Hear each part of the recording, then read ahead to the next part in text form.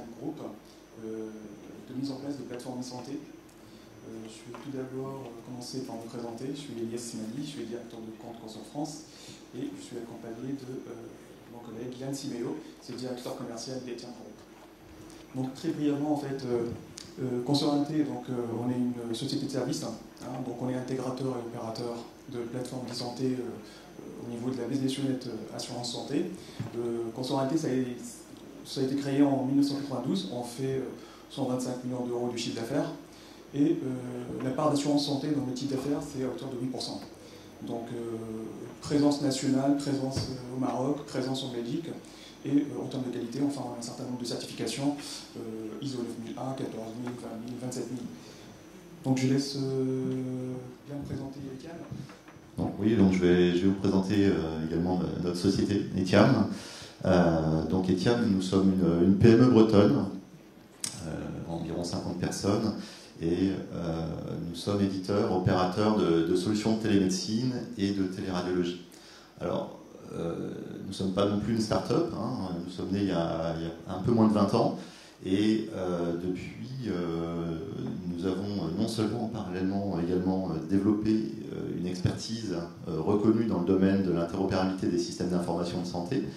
À ce titre, Etiam, aujourd'hui, et depuis le début en fait, est membre du consortium d'ICOM International et membre de IHE Europe. Donc c'est assez important puisque dans le domaine de la télémédecine, on a toujours besoin, je dirais, de s'intégrer non seulement dans des environnements régionaux, nationaux ou également locaux dans les établissements. On va s'interfacer avec le système d'information radiologique, avec le système d'information hospitalier, et donc c'est quelque chose d'important.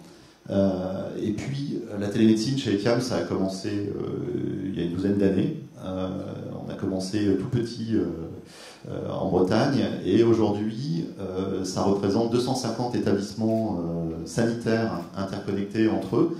Donc ça c'est quelque chose de très important chez Etiam puisqu'on est un opérateur qui offre un maillage national voire international.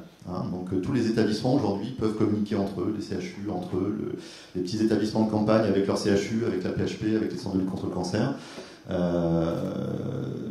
Voilà.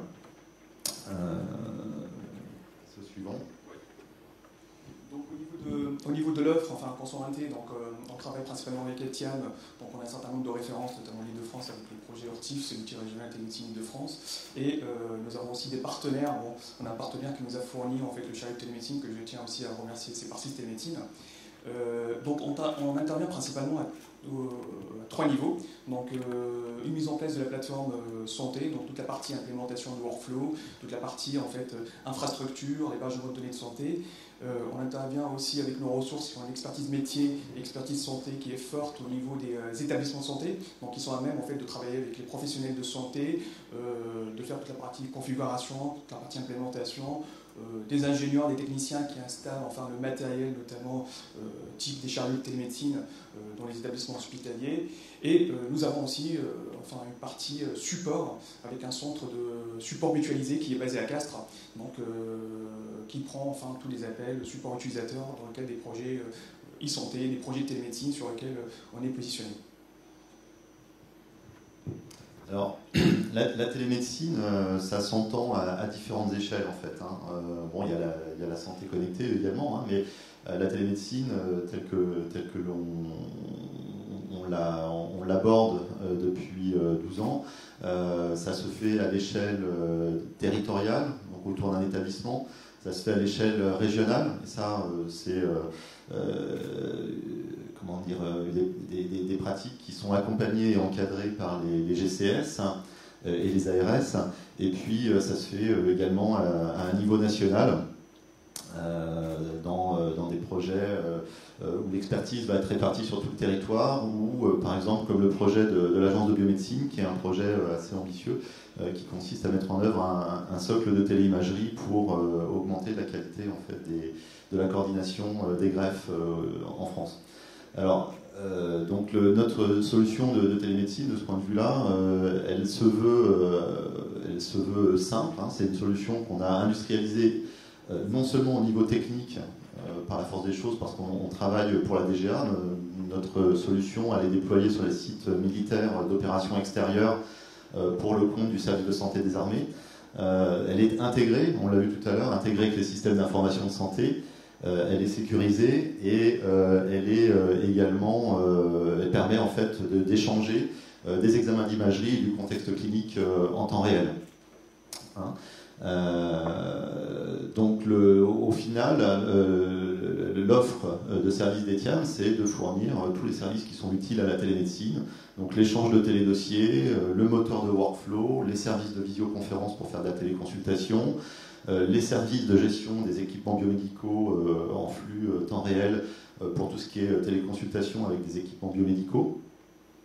Et je pense qu'il faut aussi faire la part des choses, c'est-à-dire que on peut avoir la meilleure solution technique et fonctionnelle sur le marché. C'est pas un facteur de succès garanti. C'est-à-dire que le succès, il vient parce que, c'est-à-dire le développement des usages, ils viennent parce que il y a des promoteurs médicaux, il y a des organisations médicales qui se mettent en place.